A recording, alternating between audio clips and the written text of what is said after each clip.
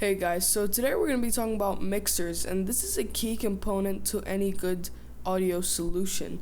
You don't actually have to have one of these mixers. Actually, what's gaining popularity more and more these days is these sort of audio interfaces, and that's fine, but you're going to need something to connect your XLR microphone to your computer. Preferably you'll have an XLR microphone because you never want to use USBs as you get into the higher production quality.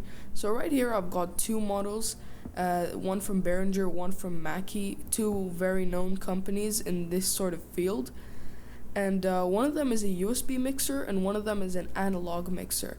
The only difference between the two is that the analog mixer will require some sort of interface like this one to connect to your computer, or you can find other ways. Obviously there's adapters and cables and that sort of thing.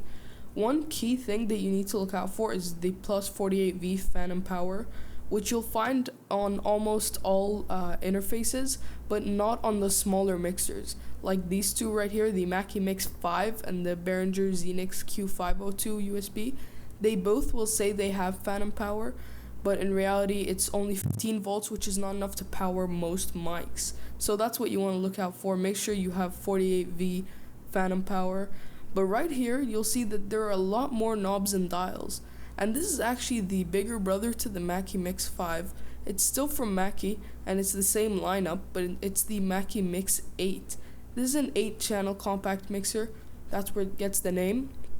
And this does supply 48V phantom power, which is one of the most important things. And so basically I can power any microphone I want to, whether it's a condenser or anything else that will require that. And then you have EQs. This adds one more band of EQ. You get the mids, or one more channel basically. You can control the mids as well as the highs and the lows like others. And it also has aux sends and aux returns, and these are just some of the features that it has over the other two, to name a few. So guys, whether you have a USB mixer, an analog mixer, or even an audio interface, you're still going to need something that's even more important than any of that. You're going to need a microphone. Now right here in front of me I've got several types which I will make a video on, and they will be this will be a series sort of. I'm going to call it something like audio setups or something like that, and it's basically to help you upgrade your audio. And again, I'm still learning, so this is also helping me out to learn in the process.